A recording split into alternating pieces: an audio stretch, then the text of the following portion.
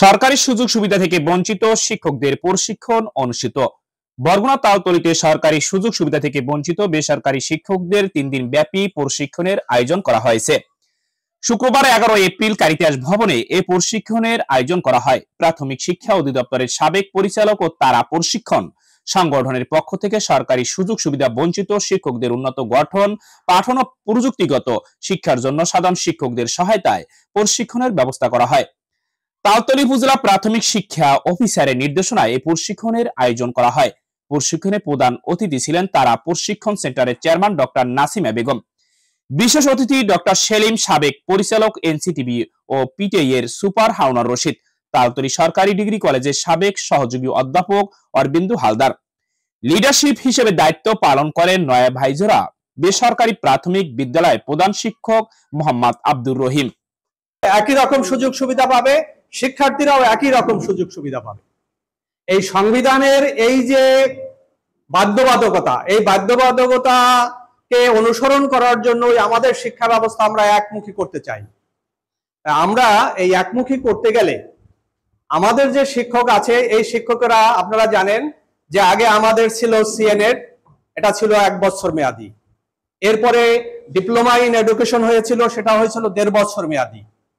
এখন আবার বিটিবিটি হচ্ছে, সেটা হচ্ছে আবার 10 মাস মেয়াদি।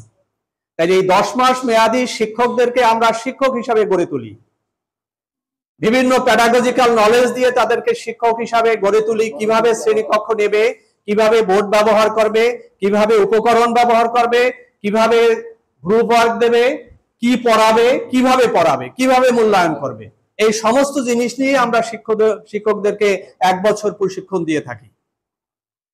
তাহলে আমরা যদি 1 বছর প্রশিক্ষণ দেই, সেখানে আমাদের বিষয়বস্তু কিন্তু অনেক বিস্তৃত, কিন্তু আপনাদের হাতে যেমন এত সময়ও নাই, এত আয়োজনও নাই। এই জন্য আমরা স্বল্প পরিসরে হলেও আপনাদেরকে 3 দিন অন্তত ন্যূনতম একজন শিক্ষকের জন্য যতটুকু গুরুত্ব দেওয়া দরকার, যতটুকু শেখা দরকার, আমরা শিক্ষণ বিজ্ঞান বলি।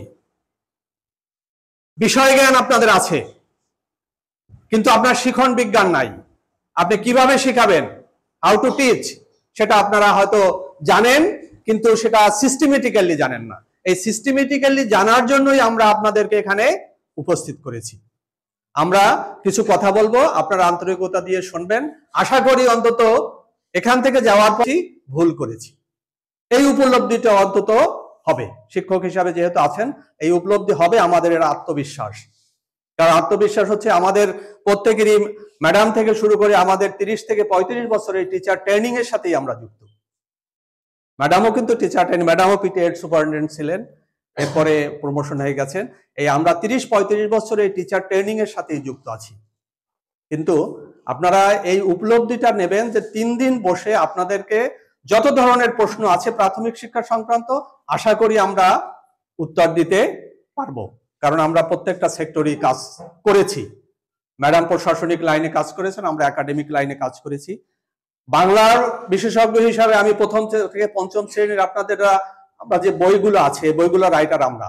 সেলিম আছে আপনাদের সাথে, উনি গণিত বইয়ের রাইটার। আপনারা যে বইগুলো, কোনো সুযোগ নাই।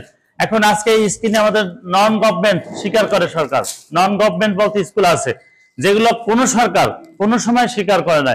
এই ডক্টর মোহাম্মদ ইউনূস স্যারের শাসন আমলে উনি বলছে যে প্রত্যেকটা শিক্ষিত লোক চাকরি পাবে, প্রত্যেকটা লোক কর্মসংস্থানের ব্যবস্থা হবে।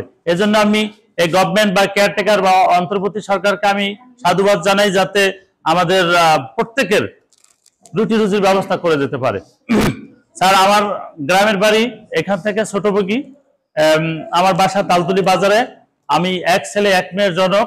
আমার মিসেস সেও প্রাইভেটে চাকরি করে। আর আপনারা তো আমাদের সাথে আসেনি।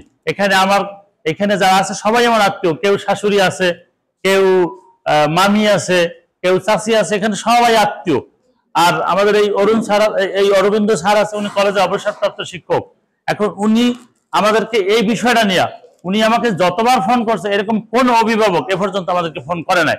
আর এই স্যার বারবার তো আমার মানে কি বলবো, স্যার তো আমাকে বারবার উৎসাহ দিতেছে যে স্যার আপনি চালাই যান, আপনি পারবেন।